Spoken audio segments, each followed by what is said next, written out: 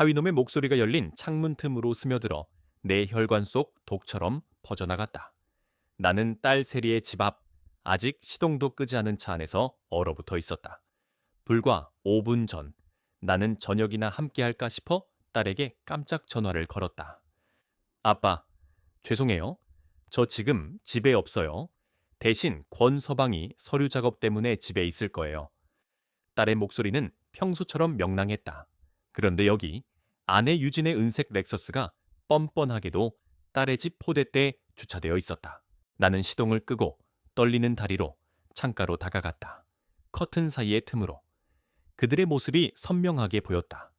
나와 25년을 함께 산 내 아내는 마치 제 집인 양딸의 소파에 비스듬히 누워 있었고, 사위 권민석은 내가 가장 경멸하게 된 그 거만한 표정으로 책장에 기대어 있었다.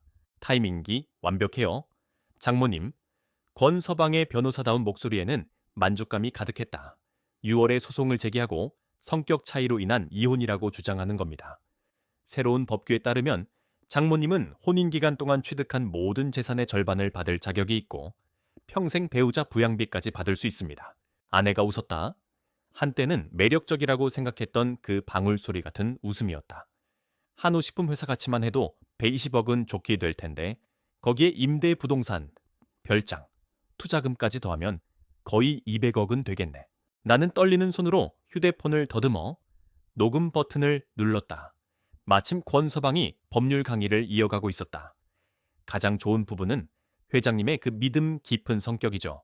우리가 몇 달 동안 회장님 자산을 기록해 온 걸 전혀 모르실 겁니다. 은행 명세서, 부동산 등기부, 사업 가치 평가서까지 전부 복사해 두었습니다. 그는 커피 테이블 위에 서류 폴더를 가리켰다. 왕국의 열쇠를 스스로 우리 손에 쥐어준 셈이죠. 25년 동안 헌신적인 아내 역할을 했지. 아내는 잘 다듬어진 손톱을 들여다보며 말했다. 그 사람의 지루한 창업 이야기에 신경 쓰는 척하고 직원들 월급 걱정할 때 동정하는 표정으로 고개를 끄덕여주고, 세상에, 그 남자는 내가 정말로 자기를 사랑한다고 믿는다니까. 내 발밑에서 나뭇가지가 바삭하고 부러졌다. 두 사람은 대화 도중에 얼어붙어 놀란 사슴처럼 창가로 고개를 돌렸다. 나는 4월의 쌀쌀한 날씨에도 불구하고 심장이 갈비뼈를 찍고 땀이 비 오듯 쏟아지는 와중에 벽돌벽에 몸을 바싹 붙였다. 무슨 소리 들었어? 아내의 목소리에는 의심이 서려 있었다. 아마 옆집 고양이겠지? 잠시 후 권서방이 대답했다. 너무 예민하시네요. 내가 예민한 게 당연하지. 만약 한 회장이 우리가 준비되기 전에 이 사실을 알게 되면 어떡해. 절대 모를 겁니다. 그 양반은 눈앞에 넌사인으로 음모라고 써 붙여놔도 못 알아볼 사람이에요. 권서방의 웃음소리에는 경멸만이 가득했다. 9월이 되면 장모님은 이혼하고 부자가 되고 원하는 누구와든 원하는 모든 것을 할 수 있는 자유의 몸이 될 겁니다. 나는 그들의 대화가 다시 시작될 때까지 숨죽이고 기다렸다. 내 휴대폰은 그들의 모든 돕기 어린 단어들을 담아냈다. 15분 후, 마침내 내 차로 기어 돌아왔을 때 내 세상은 송두리째 뒤바뀌어 있었다. 25년의 결혼 생활이 내 아내와 사위 사이의 법률 전략 회의로 전락해 있었다. 나는 운전석에 앉아 핸들을 감싼 내 손을 멍하니 바라보았다.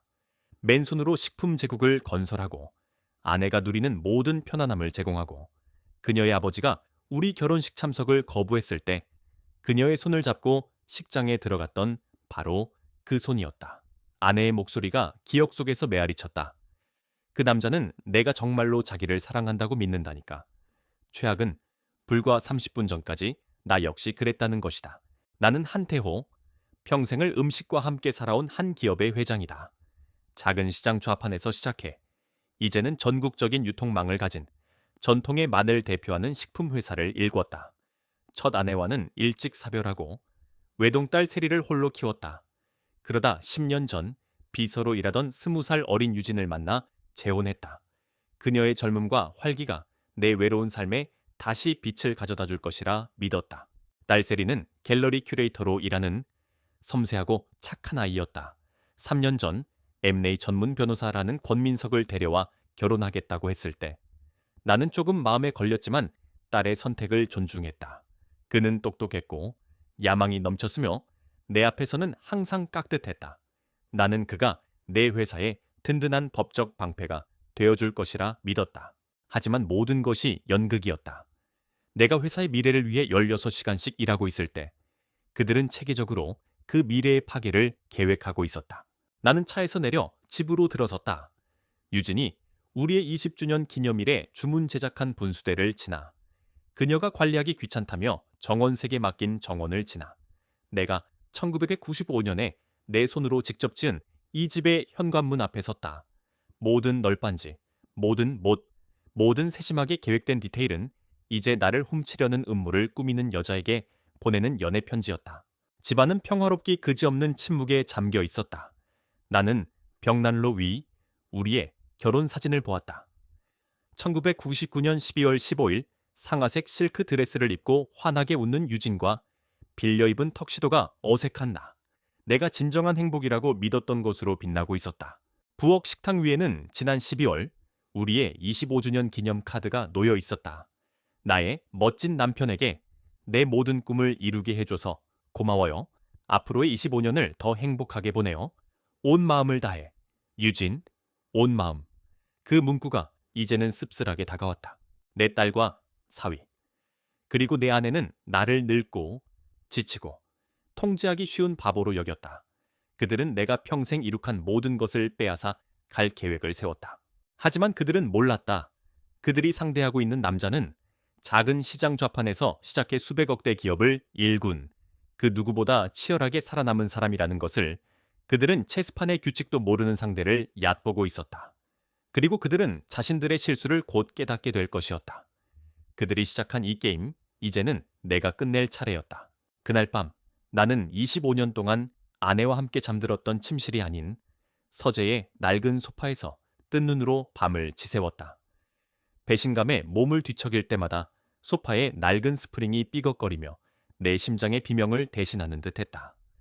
그러나 시간이 흐르고 동이 터올 무렵 내 마음속에 뜨거운 분노는 차갑고 단단한 무언가로 변해가고 있었다. 그것은 슬픔을 넘어선 결의였고 상처를 넘어선 전략이었다. 다음 날 아침 나는 평소보다 이른 시간에 회사로 향했다. 운전하는 내내 차창 밖으로 스쳐 지나가는 풍경들이 내 삶의 연대기처럼 펼쳐졌다. 내가 처음으로 된장과 고추장을 팔았던 남대문 시장의 허름한 좌판 자리. 지금은 거대한 쇼핑몰이 들어서 흔적도 없었다. 밤낮으로 일하며 첫 공장을 세웠던 구로공단의 낡은 건물. 그 모든 것이 나의 땀과 눈물, 그리고 성공의 증거였다. 나는 이 모든 것을, 내 인생 전부를 그렇게 쉽게 빼앗길 수 없었다. 회사에 도착했을 때 비서는 내 지친 얼굴을 보고 걱정스럽게 물었다. 회장님, 안색이 안 좋으십니다. 어디 편찮으신 겁니까? 아니, 괜찮네. 오늘 하루는 아무도 내 방에 들여보내지 말게. 중요한 구상을 할 게 있어서 그러니. 나는 내 집무실로 들어가 문을 잠갔다. 내 집무실은 최신식 빌딩의 꼭대기에 있었지만 내부는 고풍스러운 한국 전통 가구들로 채워져 있었다. 화려함보다는 묵직한 권위가 느껴지는 공간. 나는 내 책상 위에 놓인 수많은 재무 보고서와 실적 자료들을 경멸 어린 눈으로 쳐다보았다. 권서방이 복사해갔을 바로 그 서류들이었다. 그는 이 숫자들을 보며 나의 왕국을 모두 손에 넣었다고 착각하고 있겠지. 나는 그 서류들을 지나쳐 집무실 한쪽 구석에 놓인 낡은 자개장을 열었다. 이 현대적인 사무실에 어울리지 않는, 내가 처음 회사를 차렸을 때부터 써온 낡은 가구였다. 자개장 안쪽에 숨겨진 공간에서 나는 손때 묻은 낡은 가죽 장부 한 권을 꺼내들었다. 이것이야말로 내 회사의 진짜 심장이자 나의 공식 임의급이었다. 겉표지에는 아무것도 쓰여 있지 않았다. 나는 책상에 앉아 장부를 펼쳤다. 낡은 종이와 잉크 냄새가 코를 찔렀다. 그 안에는 회계사의 반듯한 숫자가 아닌 나의 투박한 손글씨가 가득했다. 첫 부분에는 우리 회사의 맛을 책임지는 공급처들의 명단이 적혀 있었다. 대기업이 아니었다. 강릉에서 3대째 천일염을 만드는 김씨 할머니. 순창에서 전통 방식으로 고추장을 담그는 박씨 종갓집. 파주 장단콩 마을의 이장님. 그들의 이름 옆에는 사업적인 계약 조건이 아닌 인간적인 기록들이 적혀 있었다. 강릉 김씨 할머니. 우리 된장의 맛은 이 할머니의 손에서 나온다. 올가을 아들 결혼식에 축의금 넉넉히 보낼 것. 순창 박씨 종가, 장맛이 예전 같지 않다 했더니 종손의 건강이 안 좋다고 인삼이라도 한 채 보내드려야겠다. 이것이 내 사업의 본질이었다. 나는 그들과 서류로 계약하지 않았다. 우리는 수십 년간 신뢰와 의리로 관계를 맺어왔다. 내가 위기에 처했을 때 그들은 외상으로라도 최고의 재료를 보내주었고, 그들이 어려울 때 나는 묻지도 따지지도 않고 돈을 붙여주었다. M&A 전문가인 권서방은 결코 이해할 수도, 흉내 낼 수도 없는 관계였다. 만약 주인이 바뀐다면 이들은 결코 같은 품질의 재료를 공급하지 않을 것이다. 내 회사의 맛은 곧 나의 관계에서 나오는 것이었다. 나는 다음 장을 넘겼다. 그곳에는 악수와 소주잔을 부딪히며 맺었던 구두 약속들, 오래된 시장 상인들과의 독점 유통망에 대한 기록들이 빼곡했다. 눈에 보이지 않는, 그러나 그 어떤 계약서보다 강력한 자산들이었다. 그리고 장부의 마지막 부분, 나의 진짜 비장의 무기가 기록되어 있었다. 수년 전 세무자문과 함께 합법적으로 설립해둔 몇 개의 해외 법인에 대한 내용이었다. 싱가포르와 홍콩에 위치한, 서류상으로는 작은 무역회사처럼 보이는 곳들이었다. 우리 회사의 핵심적인 양념 제조법에 대한 특허권, 브랜드 상표권, 그리고 지난 10년간의 막대한 이익금 대부분이 이 해외 법인의 소유로 되어 있었다. 권서방이 노리고 있는 한국의 한호식품은 사실상 이 해외 법인들이 소유한 브랜드를 사용하여 로열티를 지불하는 구조였다.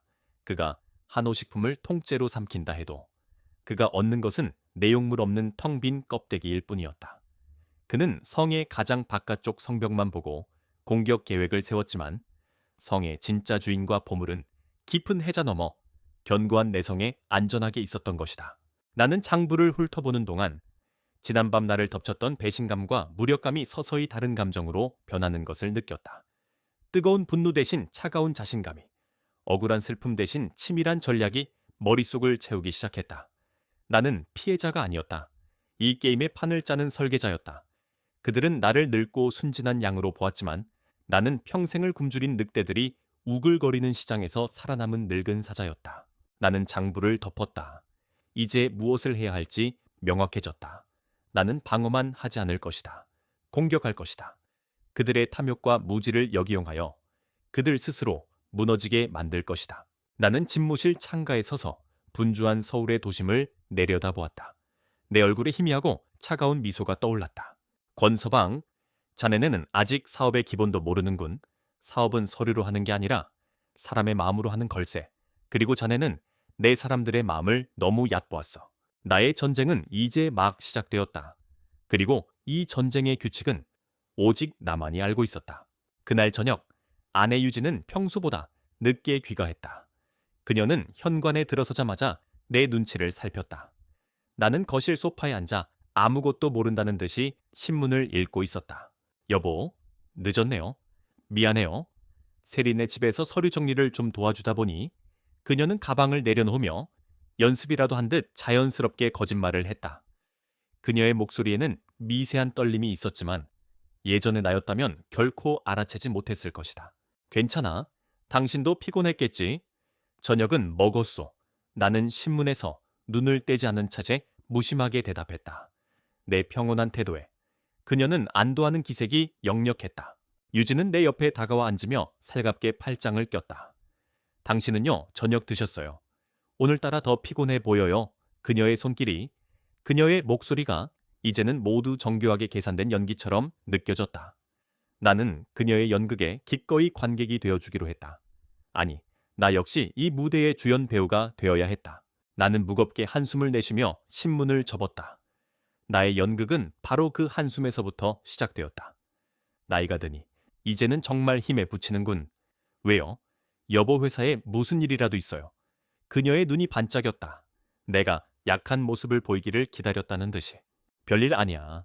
그냥 요즘 젊은 직원들은 우리 때와는 달라서 통솔하기가 쉽지 않아. 신제품 개발 문제도 그렇고 신경 쓸 일이 한두 가지가 아니야. 나는 실제로 있었던 사소한 문제들을 부풀려 마치 회사가 큰 위기에 처한 것처럼 이야기했다. 그리고 결정적인 미끼를 던졌다. 그래도 우리 권서방이 있어서 든든해. 젊고 똑똑하고 요즘 세상 돌아가는 것도 잘 알잖나. 그 친구라면 이런 문제들 쉽게 해결할 텐데. 내 말에 유진의 얼굴에 스치는 기쁨의 빛을 나는 놓치지 않았다. 그녀는 그 표정을 재빨리 감추고 걱정스러운 얼굴로 맞장구를 쳤다. 맞아요. 여보, 민석 씨가 당신께 큰 힘이 될 거예요. 괜히 혼자 끙끙 앓지 말고 한번 상의해 보세요. 사위가 아니라 든든한 사업 파트너라고 생각하시고요. 파트너. 그녀는 이미 권서방과 파트너가 되어 내 모든 것을 집어삼킬 계획을 세우고 있었다. 나는 속으로 차갑게 웃으며 겉으로는 고개를 끄덕였다. 그래야겠지.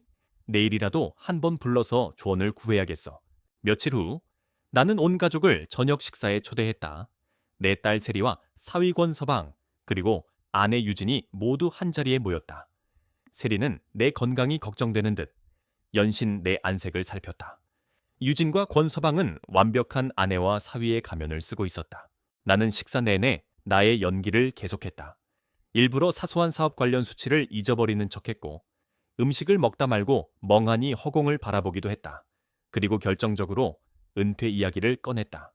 이제는 정말 다 내려놓고 당신이랑 세계 여행이나 다니고 싶구려. 나는 유진의 손을 잡으며 말했다. 내 말에 유진은 감동한 척 눈시울을 붉혔고 세리는 걱정스러운 눈으로 나를 보았다. 바로 그때 권서방이 기다렸다는 듯이 나섰다.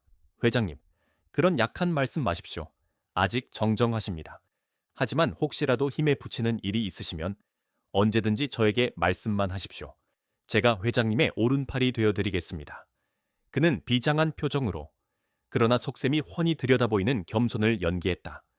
그는 자신이 이 집안의 유일한 희망이자 대안이라는 것을 모두에게 각인시키고 싶어 했다. 나는 그의 어깨를 두드리며 말했다. 고맙네. 권서방, 자네 같은 사위가 있어서 내가 마음이 놓여. 앞으로 회사 일을 자네와 조금씩 상의해야겠네. 내가 미처 보지 못하는 것들을 자네의 젊은 눈으로 봐주게. 내 말에 권서방의 얼굴에 떠오른 희미한 승리감을 나는 똑똑히 보았다. 그는 자신이 던진 그물이 마침내 거대한 물고기를 올가매기 시작했다고 확신했을 것이다. 식사가 끝나고 세리가 설거지를 돕겠다며 부엌에 있는 나를 따라왔다. 아빠, 정말 괜찮으세요? 요즘 부쩍 힘들어 보이세요. 너무 무리하지 마세요. 딸의 목소리에는 진심 어린 걱정이 담겨 있었다. 그 순수한 마음에 가슴 한쪽이 아려왔다. 이 아이는 아무것도 모르고 있었다. 자신이 사랑하는 남편과 자신이 따르는 새어머니가 바로 이 아이의 아버지를 나락으로 떨어뜨릴 음모를 꾸미고 있다는 사실을 나는 딸의 머리를 쓰다듬으며 애써 웃어 보였다. 괜찮다. 우리 딸 그냥 나이가 들어서 그러는 게지. 걱정하지 마라. 이 연극에서 가장 힘든 것은 나의 적들을 속이는 것이 아니었다. 내가 사랑하고 지켜주고 싶은 유일한 혈육, 내 딸아이를 속여야만 한다는 사실이었다. 내 거짓말이 지금은 딸을 위한 방패가 될지라도 언젠가 진실이 밝혀졌을 때 이 아이가 받을 상처는 얼마나 클까. 하지만 나는 멈출 수 없었다. 이 방법만이 모두를 위한 최선이라고 나는 스스로를 다독였다. 그날 밤 유진과 권서방은 흡족한 마음으로 돌아갔다. 그들은 늙은 사자가 마침내 지쳐서 자신의 왕국을 내어줄 준비가 되었다고 믿었을 것이다. 내 대한 그들의 신뢰는 절대적이었다. 나는 홀로 남아 그들이 떠난 빈자리를 바라보았다. 무대가 준비되었다. 배우들도 모두 제자리에 섰다. 이제 이 비극적인 연극의 막을 올리는 일만 남았다. 그리고 이 연극의 마지막은 그들의 각본과는 전혀 다를 것이었다. 내 연극은 성공적이었다. 유진과 권서방은 내가 완전히 자신의 통제하에 들어왔다고 믿는 듯했다. 그들은 내 앞에서 더욱더 대담해졌다. 권서방은 이제 조언이라는 명목으로 노골적으로 회사 경영에 관여하기 시작했고 유진은 남편의 건강을 핑계로 내 모든 일정을 관리하려 들었다. 나는 그들의 꼭두각시 역할을 충실히 수행하면서 물밑으로는 나의 방역을 준비하고 있었다. 하지만 이 거대한 계획을 나 혼자서 실행할 수는 없었다. 내게는 내 손과 발이 되어줄, 나를 대신해 칼을 휘둘러줄 충성스러운 아군이 필요했다. 내 머릿속에는 단 한 사람만이 떠올랐다. 박영철 부장. 나는 그를 박 부장이라고 불렀지만 그는 사실상 우리 회사의 창업 공신이자 살아있는 역사였다. 내가 시장 좌판에서 장사를 시작할 때 옆 가게에서 총각김치를 팔던 청년, 그의 우직함과 성실함에 반해 내가 처음으로 직원으로 고용한 사람이 바로 그였다. 우리는 30년이 넘는 세월 동안 동고동락했다. 그는 나에게 단순한 직원이 아니라 친동생과도 같은 존재였다. 그의 손은 평생 공장에서 기계를 만지고 된장독을 닦아 거칠었지만 그의 마음은 그 누구보다 정직하고 따뜻했다. 나는 그라면 나를 무조건 믿어줄 것이라고 확신했다. 나는 박 부장을 내 집무실로 부르지 않았다. 그랬다가는 유진과 권서방의 의심을 살 수 있었다.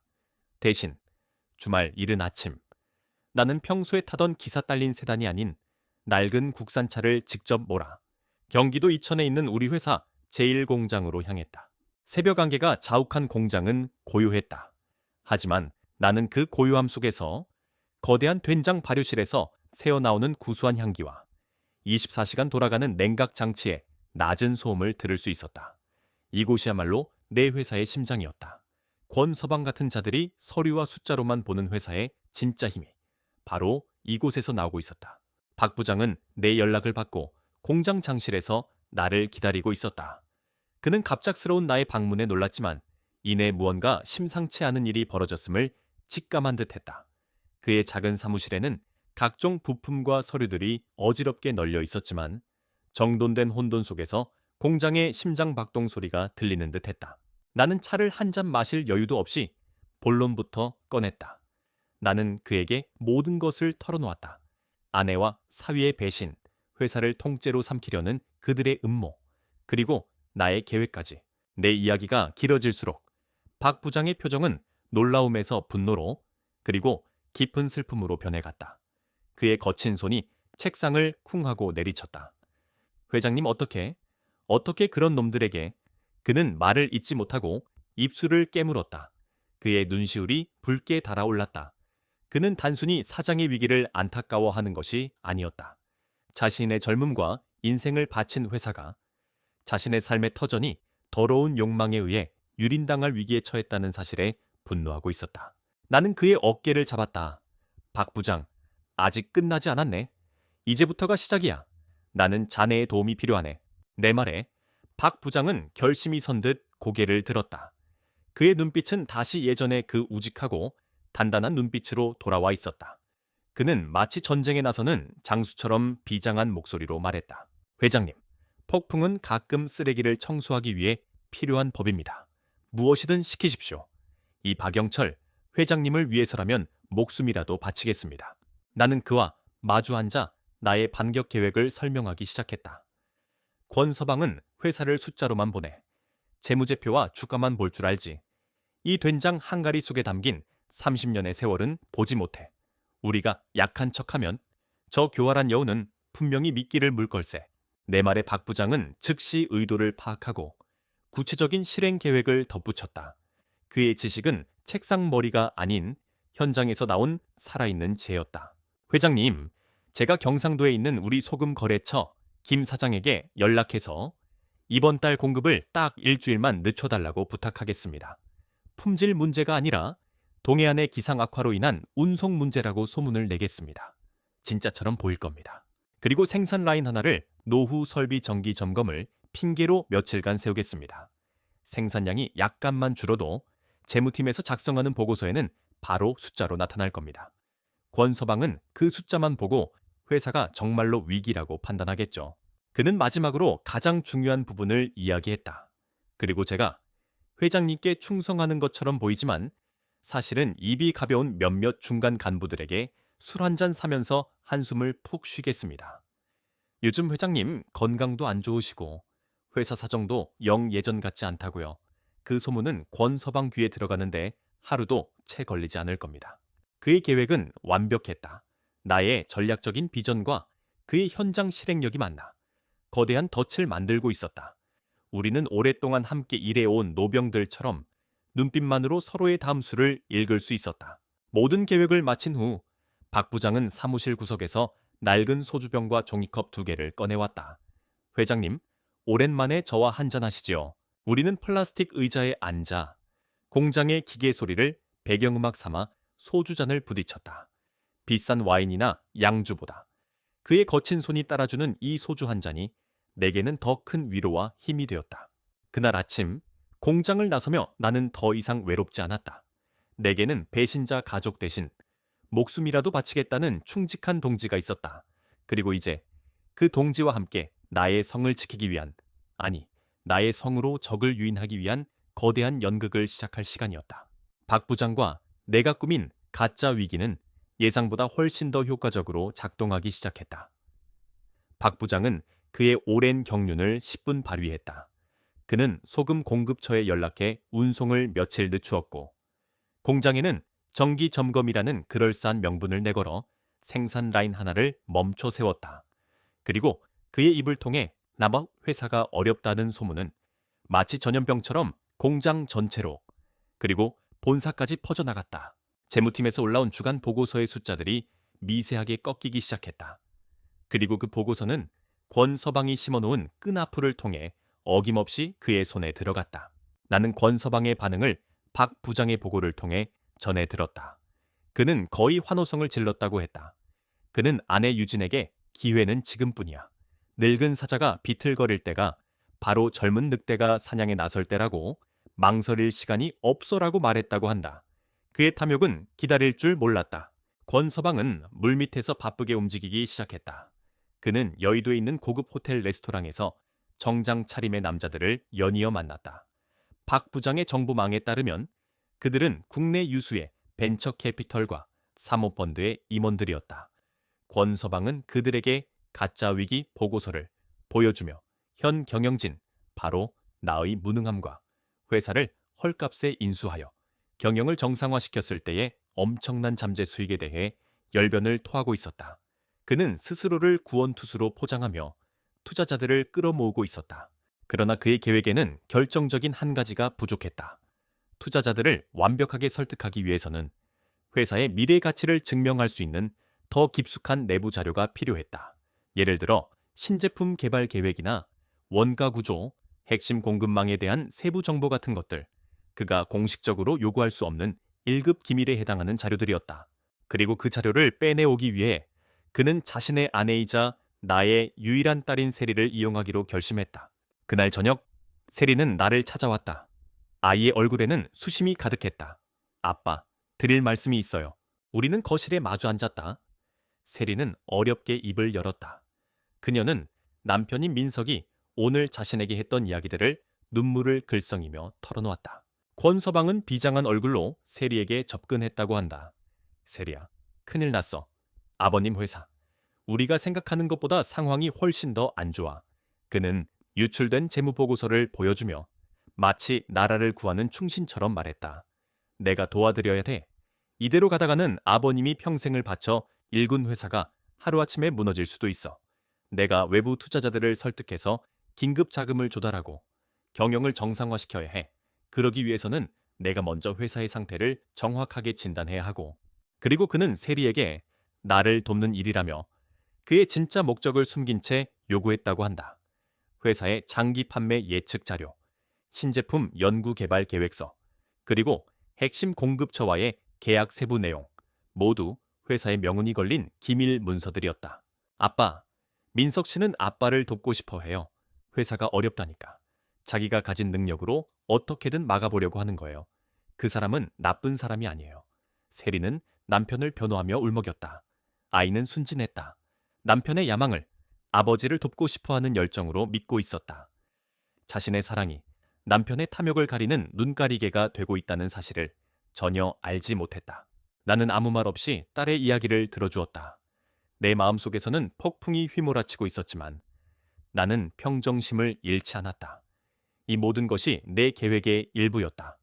하지만 내 딸이 그 계획의 인질이 되어 고통받는 모습을 보는 것은 내 심장을 도려내는 것처럼 아팠다. 그래서 어떻게 했느냐? 내 물음에 세리는 고개를 숙였다. 민석 씨를 도와줬어요.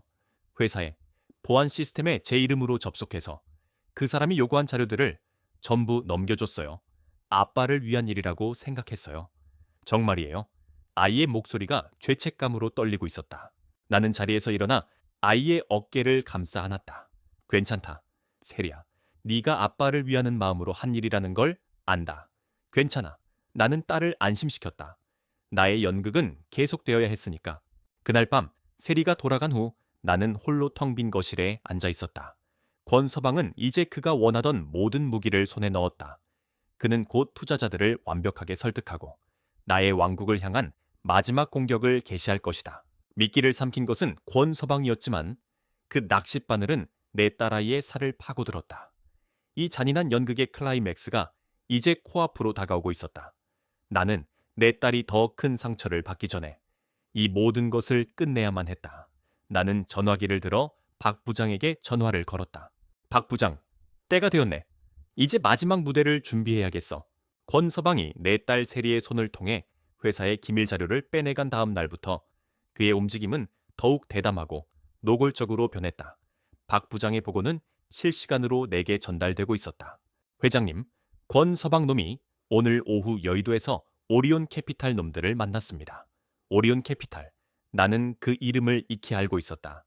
그들은 기업 사냥꾼으로 악명 높은 사모펀드였다. 약해진 기업을 헐값에 인수하여 구조조정이라는 이름 아래 자산은 모두 팔아치우고 직원들은 길거리로 내쫓은 뒤 껍데기만 남은 회사를 더 비싼 값에 되파는 피도 눈물도 없는 자들이었다. 권서방은 이제 악마와 손을 잡은 것이었다.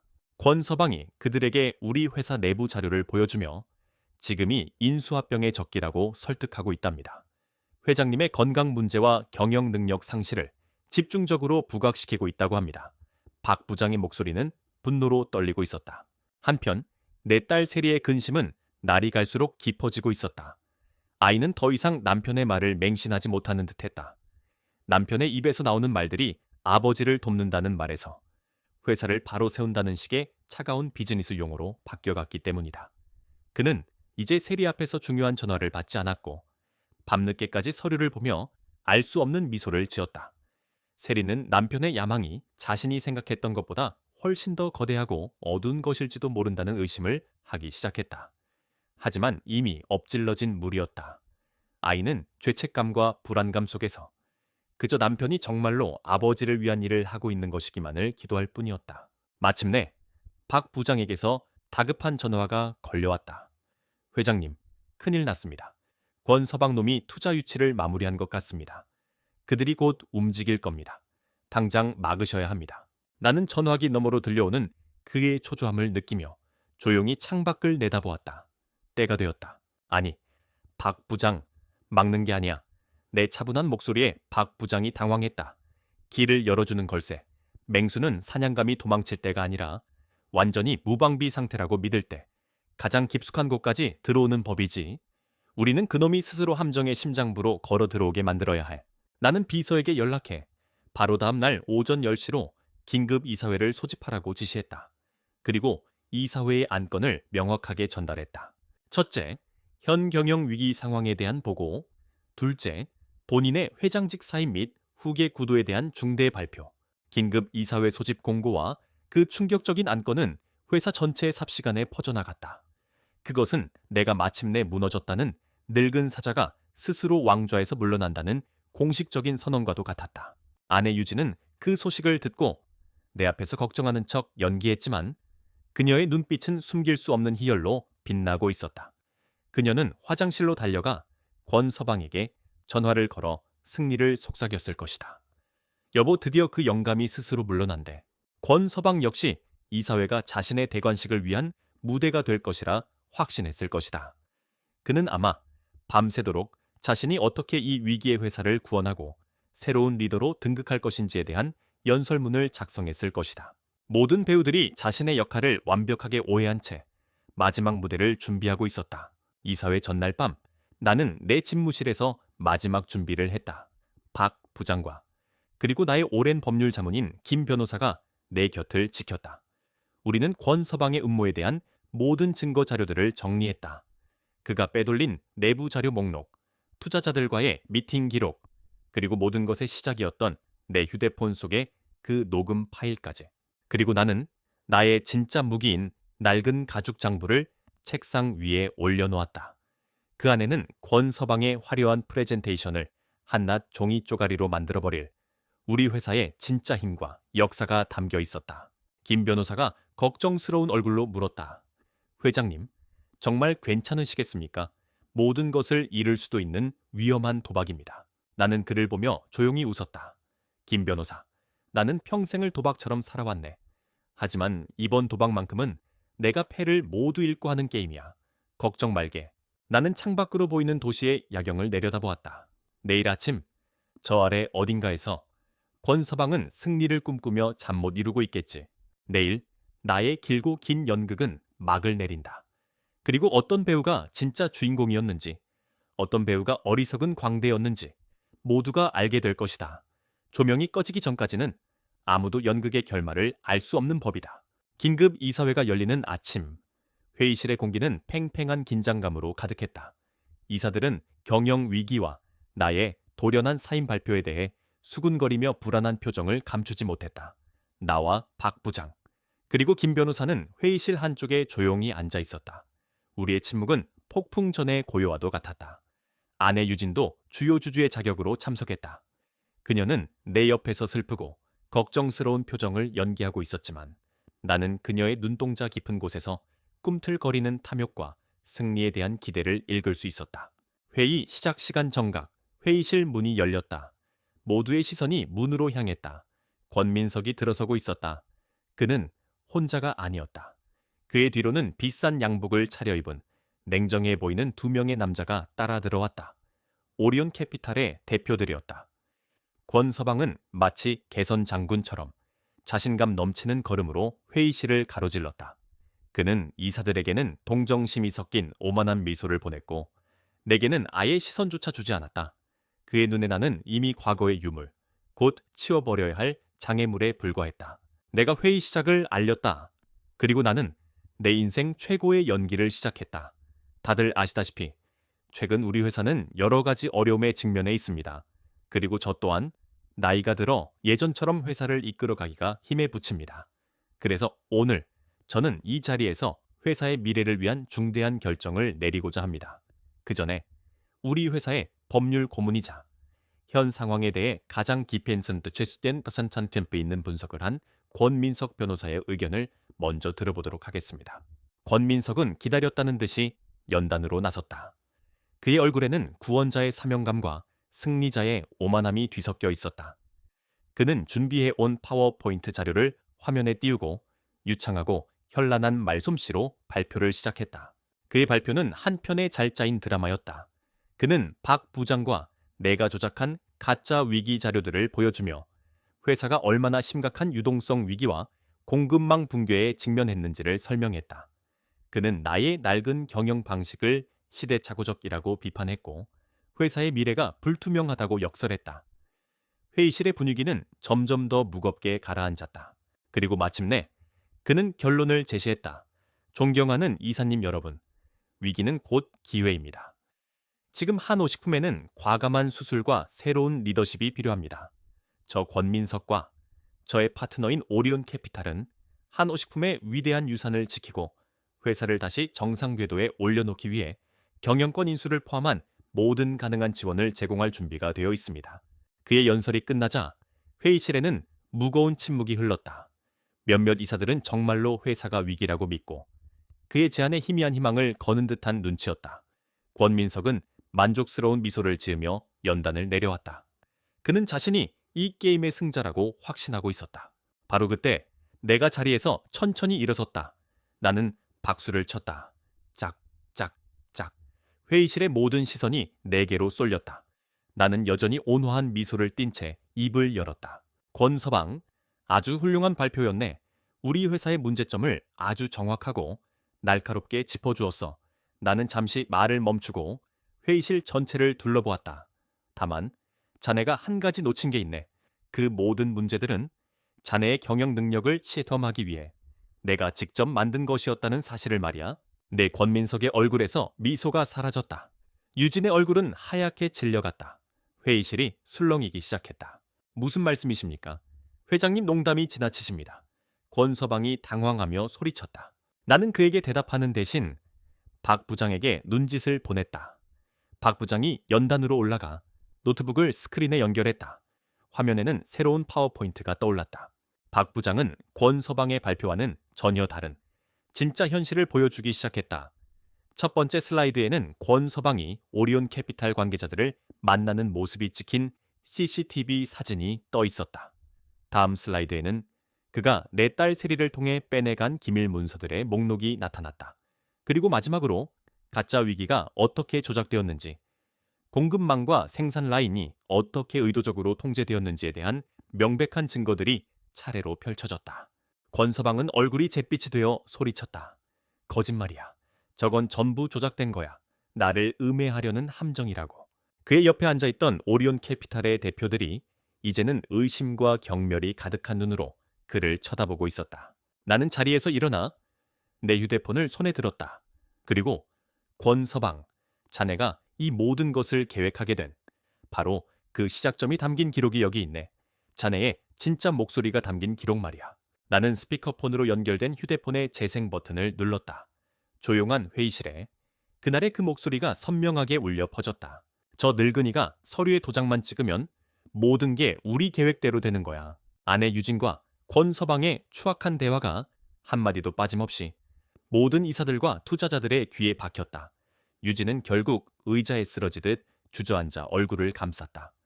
권민석은 마치 유령이라도 본 사람처럼 그 자리에 못 박힌 듯 서 있었다. 녹음이 끝나자 오리온 캐피탈의 대표가 자리에서 일어났다. 그는 권민석에게 얼음처럼 차가운 목소리로 말했다. 권 변호사, 우리와의 계약은 이걸로 끝입니다. 당신은 우리에게 사기를 친 겁니다. 이 일에 대한 법적인 책임은 반드시 묻겠습니다. 그들은 미련 없이 회의실을 떠났다. 게임은 끝났다.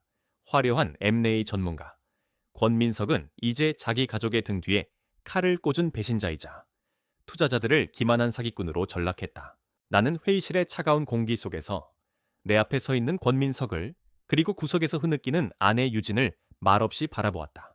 나는 더 이상 아무 말도 할 필요가 없었다. 진실이 그 어떤 웅변보다도 강력하게 스스로를 증명해냈기 때문이었다. 이사회가 파국으로 끝난 후 모든 것은 신속하게 정리되었다. 권민석은 그 자리에서 모든 직위를 박탈당했고, 그와 함께 왔던 오리온 캐피탈의 투자자들은 그를 상대로 거액의 손해배상 소송을 준비했다. 한때 M&A 업계에 떠오르는 별이었던 그는 이제 업계에서 영원히 퇴출당한 사기꾼으로 낙인 찍혔다. 아내 유진과의 이혼은 일주일 만에 마무리되었다. 그녀는 내가 내민 이혼 서류에 아무런 저항 없이 도장을 찍었다. 우리가 결혼 전 작성했던 혼전 계약서에 따라 그녀는 최소한의 위자료만을 받고 내 인생에서 완전히 사라졌다. 그녀가 그토록 원했던 부와 명예는 결국 하룻밤의 꿈처럼 흩어져 버렸다. 나는 회사를 정상화시키는데 몰두했다. 박 부장과 충성스러운 직원들의 도움으로 가짜 위기는 신속하게 수습되었고 회사는 다시 안정을 되찾았다. 하지만 내 마음속의 폭풍은 쉽게 가라앉지 않았다. 전쟁에서는 이겼지만 나는 모든 것을 잃은 듯한 공허함에 시달렸다. 특히 내 딸 세리에 대한 걱정이 마음을 무겁게 짓눌렀다. 이사회가 끝난 후 세리는 남편의 모든 소지품을 집에서 내쫓고 이혼 서류를 제출했다는 소식만 들려왔을 뿐 내게는 아무런 연락도 하지 않았다. 나는 아이가 스스로 마음을 정리할 시간이 필요하다고 생각하며 묵묵히 기다렸다. 그렇게 몇 주가 흐른 어느 비 오는 날 저녁이었다. 퇴근 준비를 하던 내 집무실 문을 누군가 조심스럽게 노크했다. 들어오라고 하자 흠뻑 젖은 채로 세리가 서 있었다. 아이는 비를 맞은 생쥐처럼 초라했고 얼굴은 눈물과 빗물로 뒤범벅이 되어 있었다. 나는 아무 말 없이 아이를 안으로 들였다. 세리는 내 앞에 서자마자 그대로 바닥에 무릎을 꿇었다. 그리고 아이처럼 목 놓아 울기 시작했다. 아버지, 제가 잘못했어요. 제가 다 망쳤어요. 죄송합니다. 아버지, 정말 죄송합니다. 아이는 그 말만 되풀이하며 오열했다. 나는 찻잔을 들고 있던 내 손이 떨리는 것을 느꼈다. 나는 아이를 일으켜 소파에 앉혔다. 그리고 따뜻한 수건으로 아이의 젖은 머리를 닦아주었다. 한참을 울어 감정을 쏟아낸 후에야 세리는 조금 진정된 목소리로 말했다. 저는 그 사람이 정말 아버지를 위하는 줄 알았어요. 그의 야망이 아버지를 지키려는 열정인 줄 알았어요. 제가 너무 어리석었어요. 나는 고개를 저었다. 아니다. 세리야, 네가 어리석었던 것이 아니다. 다만 진짜 중요한 것이 무엇인지 잠시 잊었을 뿐이다. 너의 잘못이기도 하지만 그렇게 되도록 너를 가르치지 못한 내 잘못이기도 하다. 나는 자리에서 일어나 내 집무실 구석에 낡은 자개장으로 다가갔다. 그리고 그 안에서 나의 낡은 가죽 장부를 꺼내왔다. 나는 그것을 세리 앞에 테이블에 올려놓았다. 이 공장과 돈은 껍데기일 뿐이다. 나는 장부를 가리키며 말했다. 이것이 우리 한우식품의 진짜 유산이고 우리 가문의 진짜 비법서다. 나는 장부를 펼쳐 세리에게 한 장 한 장 설명하기 시작했다. 나는 아이에게 회계 장부의 숫자를 보여주지 않았다. 대신 그 속에 담긴 사람들의 이야기를 들려주었다. 이분을 보거라. 강릉의 김씨 할머니. 이 할머니가 평생 지켜온 전통 장맛이 없으면 우리 회사에 된장도 없다. 할머니와의 계약서는 종이가 아니라 30년의 믿음이다. 이분은 우리 공장의 박 부장이다. 너도 잘 알지. 그는 내 직원이 아니라 내 동생이다. 직원들의 밥그릇이 든든해야 우리 회사의 밥그릇도 든든한 법이다. 이것이 우리 회사의 경영 철학이다.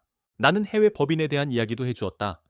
돈을 숨기기 위한 비자금이 아니라 예측할 수 없는 폭풍으로부터 우리 회사와 직원들을 지키기 위한 방주였다는 사실을, 탐욕이 아니라 신중함의 산물이었다는 것을. 세리는 눈물을 흘리며 내 이야기를 들었다. 아이는 비로소 아버지가 평생을 바쳐 지켜온 왕국의 진짜 모습이 무엇인지를 깨닫고 있었다. 모든 설명이 끝났을 때 세리는 떨리는 목소리로 내게 물었다. 제가 다시 배울 수 있을까요? 아버지, 처음부터요. 그 순간 나는 내 모든 상처가 치유되는 것을 느꼈다. 내 회사는 위기에서 벗어났지만 더 중요한 것은 나의 진짜 유산이 마침내 제 주인을 찾아가기 시작했다는 사실이었다. 나는 미소를 지으며 고개를 끄덕였다. 그리고 장부의 첫 페이지를 가리켰다. 그곳에는 강릉 김씨 할머니의 이름이 적혀 있었다. 그래, 우리 딸. 여기서부터 시작하자. 내일 아침 나와 함께 강릉의 김씨 할머니를 뵈러 가자. 우리의 맛이 어디서 시작되는지 내 눈으로 직접 보고 내 마음으로 직접 느껴야 한다. 내 딸의 눈에서 새로운 빛이 타오르기 시작했다. 그것은 한때 내가 그녀에게서 보았던, 이제는 사라졌다고 생각했던 바로 그 순수한 열정의 빛이었다. 나의 진짜 유산은 돈이나 회사가 아니었다. 아버지가 딸에게, 세대가 다음 세대에게 마음으로 전하는 신뢰와 정직함이었다. 나의 비밀 레시피는 이제 막 새로운 주인에게 전수되기 시작했다. 비 온 뒤에 땅이 굳듯이 우리 가족의 진짜 역사는 이제부터가 시작이었다.